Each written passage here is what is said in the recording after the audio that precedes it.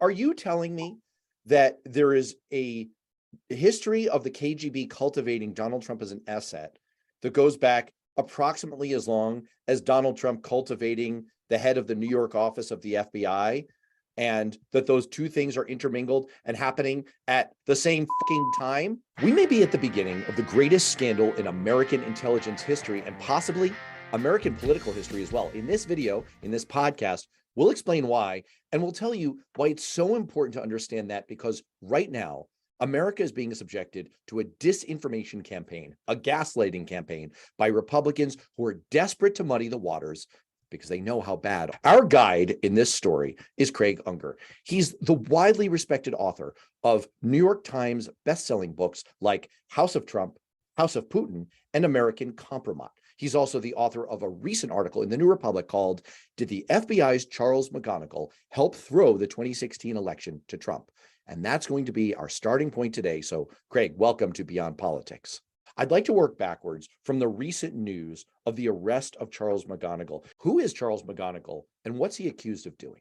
Right. Charles McGonigal was head of counterintelligence. His last job was head of counterintelligence for the FBI. And he is accused of working for the Russians, essentially being paid by Oleg Deripaska, who, of course, is a sanctioned oligarch, probably the single closest oligarch to Vladimir Putin, and a very important one. And as such, it should be obvious, but he's a target for the FBI, and for them being paid off by him is quite a scandal indeed.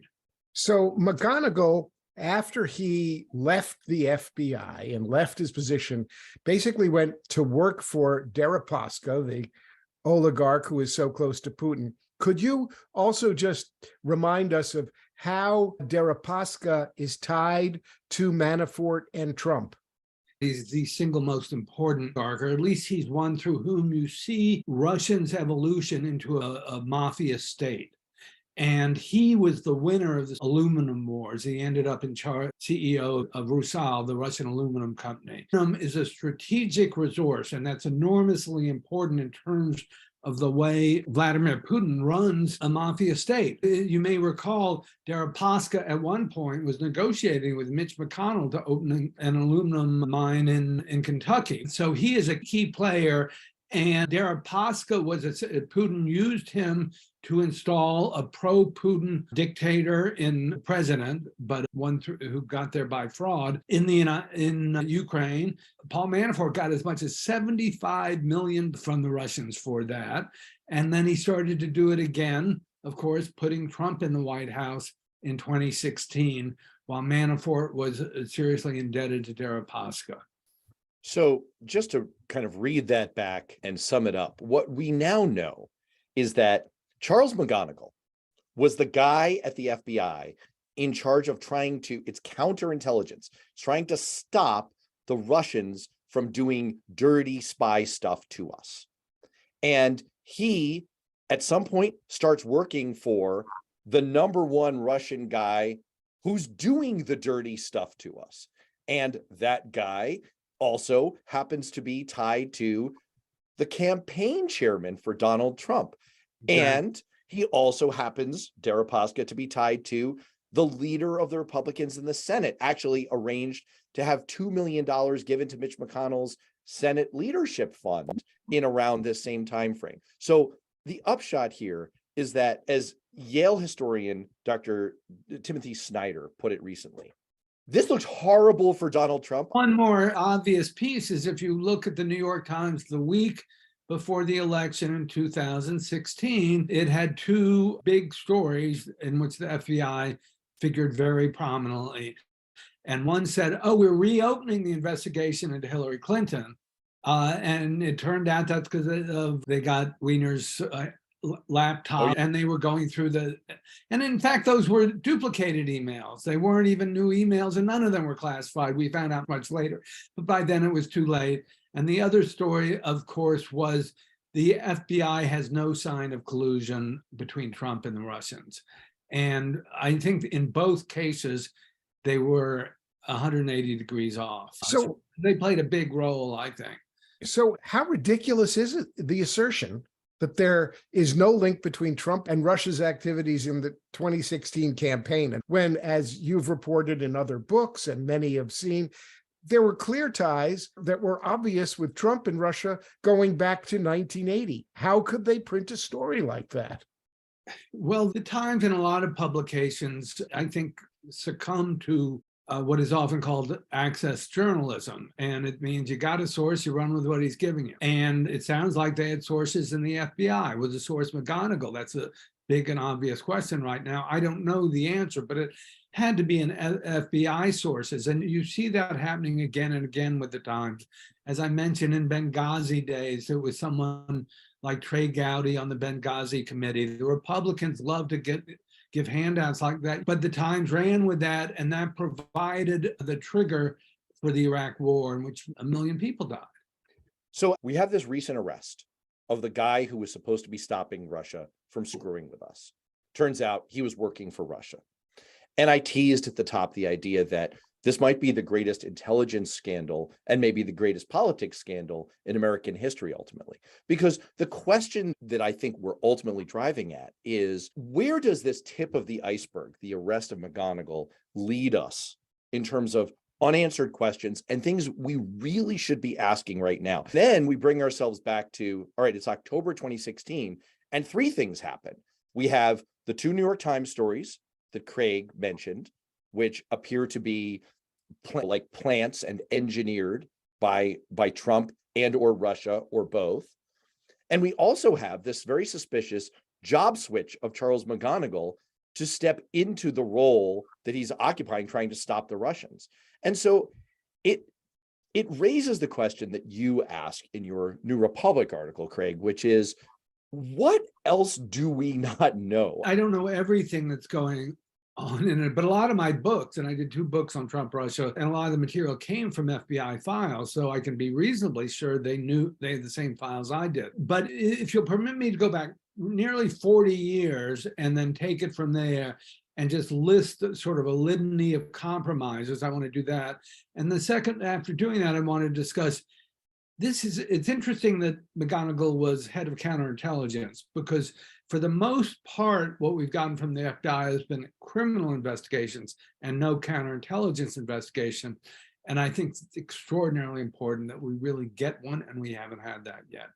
But to start off with the compromises, in 1984, and this was widely reported, by the way, before I got to it, a man named David Bogatin, who, according to FBI files, was tied to the Russian mafia, walked into Trump Tower, then the newly opened crown jewel of Donald Trump's. He was young back then. This is over 40 years ago. This was a crown jewel of his empire, the glitziest apartment building in the United States.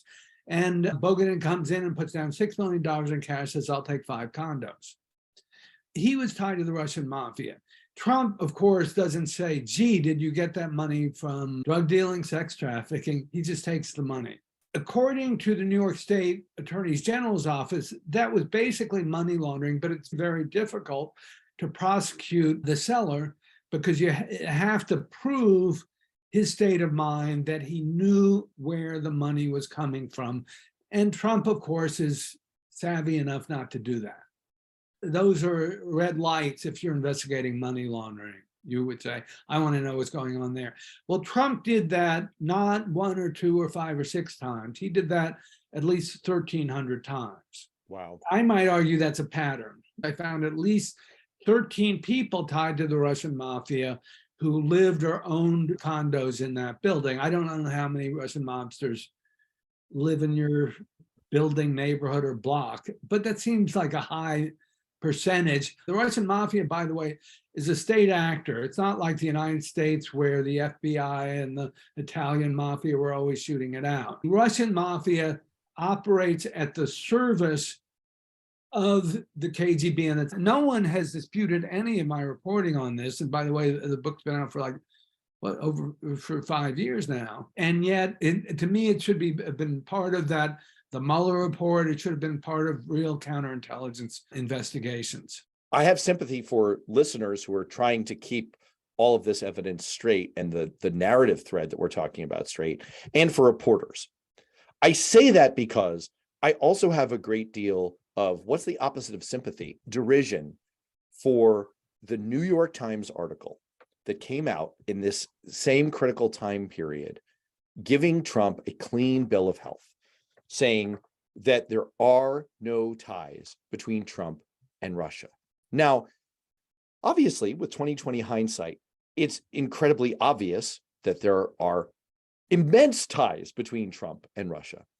There was subsequently a 5-volume Senate Intelligence Committee report under Republican leadership that documented all of these ties between Trump and Russia. Not all of them, but many of them. And yet we end up with this article in the New York Times on October 31st, 2016, titled, "Investigating Donald Trump, FBI sees no clear link to Russia." If Craig knew all of this, the FBI surely knew all of this. It seems to me that right now, today, in 2023, there should be a burning internal investigation inside the New York Times about Eric Lichtblau and Stephen Lee Myers, the 2 reporters involved, and any editors who are sitting over their work. Look, I'm not one to call for people to be fired or lose their jobs. I don't know all the details here. I think the public deserves to know, what were your sources? What internal review happened of your story? How was that headline generated? How could you have missed so much that Craig just laid out and gotten the implications so wrong? How could you have essentially been working at the behest of Russian intelligence and the Trump campaign to put out a story like that when you did? Craig, any thoughts on this? Well, I don't know exactly how they got their story. I'm sure they had sources in the FBI, and I don't have any reason to doubt that's what those FBI sources told them. I do have some insight into why the FBI started to tilt that way. And to go back, I mean, sort of to continue with my chronology going back to the 80s, when William Sessions was head of the FBI, he retired, and not long afterwards, he took as one of his major clients a man named Simeon Mogilevich. And Mogilevich is one of the top mobsters in the Russian mafia. He's known as the brainy Don. He was sort of the financial genius behind the Russian mafia and is a multi-billionaire himself. And he was important to Putin, especially because he sort of dominated the sector that delivered liquid natural gas to Ukraine. Very important. That's, again, an example of the strategic resources there. So you had Sessions, who suddenly compromised right after leaving the FBI. He's followed by Louis Freeh, the former FBI director. And when Louis Freeh retires, he ends up representing Prevezon. And they were the Russians who, Magnitsky, Rob Browder's firm, and were the Putin proxies in the Magnitsky affair that has led to widespread sanctioning. So just think about it. If you were on the FBI, if you were a good-hearted FBI special agent investigating, and you see, well, my last 2 bosses are making millions working for the guys that we're investigating. I don't know. Doesn't that affect your morale, the way you do your job? I think it does. I think it does. And I have talked to a few FBI agents about it. You also had Trump himself was hiring them, and Trump is very close friends with a guy named James Kallstrom. Kallstrom was a very important figure in the FBI. He just died a couple of years ago, but he was head of the New York office for many years. And way back in the 70s, Trump gave his favorite charity a $1.3 million donation. Well, Trump was famously parsimonious when it came to actually delivering for charities. But when the FBI was there, he delivered. And according to Kallstrom, they became friends and spoke roughly once a week over the next 40 years. Well, I don't know how many people you've spoken to once a week, but to me that defines a long-term. And Trump is not formally known as a FBI informant, because to do so would mean he would be in the files. But he was known in the parlance of the Bureau as sort of a vest pocket source. And that meant he would give them tips and they'd do favors for him. And it was that kind of relationship. And Trump was very good at cultivating that sort of thing. And the FBI, I think, was ripe for it, because you have a lot of people who work for 20 years, they retire in their 40s with a pension, and then they want a cushy job in security or something, work for Donald Trump for a couple $100,000 a year. I'm sorry, Paul, you're the former white collar prosecutor, not me. But Craig, are you telling me that there is a history of the KGB cultivating Donald Trump as an asset that goes back approximately as long as Donald Trump cultivating the head of the New York office of the FBI, and that those two things are intermingled and happening at, forgive my cursing here, the same fucking time? Well, in 1980, Trump was doing his first very successful project. One of the few that was a genuine success as a business venture is the Grand Hyatt Hotel right next to Grand Central Station. And like any hotel, it needed loads and loads of TVs. So where would a blue chip franchise like Hyatt go? Well, Donald Trump finds a little firm run by a Soviet emigre that is in fact a KGB front. And the man named Semyon Kislin, who ends up being very close to Rudy Giuliani, sells him these sets. And according to one of my sources, a man named Yuri Shvets, who was a major in the KGB back during that period, Semyon Kislin, was what is known as a spotter agent. And a spotter agent spots assets and agents that they can recruit and cultivate. And that was a sort of door opening for the relationship with Donald Trump. They had a long series of interviews with Yuri Shvets, and he went into great detail because he was working for the Soviets, recruiting American spies in Washington Station, and his colleagues in New York Station were working mostly out of the UN, and they had this be front and electronic stores as a front, and they began cultivating Donald Trump. At the same time that he is cultivating the head of the FBI, and they have a rotating set of favors. This is like a Le Carré novel, man. Part of the point I left out is the FBI was staking out the Joy Ludd electronic store, the electronic store in question. I know that. I talked to someone who did. Don't forget that Felix Sater, who was the managing director of Bayrock, and they were partnering with Trump, and they were located on the 24th floor of Trump Tower, and they're meeting regularly with Trump. And Felix was an FBI informant, right? So, and the money coming in from all those ventures, I mean, I traced the banks. There's a FL group, which is an Icelandic thing that is sort of a reservoir for money from the Russian mafia. And the other leaders of the Bayrock group I detail it in all my books, one after another was tied up with Russian intelligence in one way or another, or the Russian mafia. There wasn't just this New York Times story giving Donald Trump this absolutely bonkers clean bill of health, which was, again, it was bullshit. Like, there's no way around it. It was the exact opposite of what was true. There was also the Comey announcement that he was reopening the investigation into Hillary Clinton's emails. And we know from analysis done by Nate Silver at 538 that our best estimate of this is that it cost Hillary Clinton 3 or 4 points and cost her the election. The reason Donald Trump became president and not Hillary Clinton was because of that moment where Comey made that announcement. And we know from Comey that he made that announcement under duress.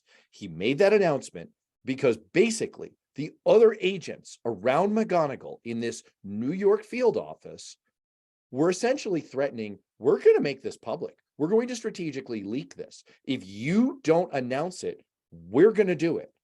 And so Comey said, well, I'd better do this. At least that way I maintain some control over it. They blackmailed him into essentially kicking the election to Donald Trump. Well, and so again, I have to ask you, this raises the question, Craig, of all of these things are happening in this October timeframe. At the same time, McGonigal takes this new position. His FBI colleagues in New York blackmail the head of the FBI into basically destroying Hillary Clinton. And we have this mysteriously sourced New York Times story that is completely counter to decades and decades of evidence that was widely available. I guess what turns into the question for you is, what questions do you want to get to the bottom of right now when it comes to McGonigal and these other people? What would you like to know today that we don't? If one's made $50 million laundering money for the Russian mafia, doesn't that compromise you enough for being president? I think it should. So that's just a huge question I've always had, and I feel that no one bothers to address. And the New York Times in particular just sidesteps more often than not. They haven't dealt with any of this, and a lot of this is a matter of public record.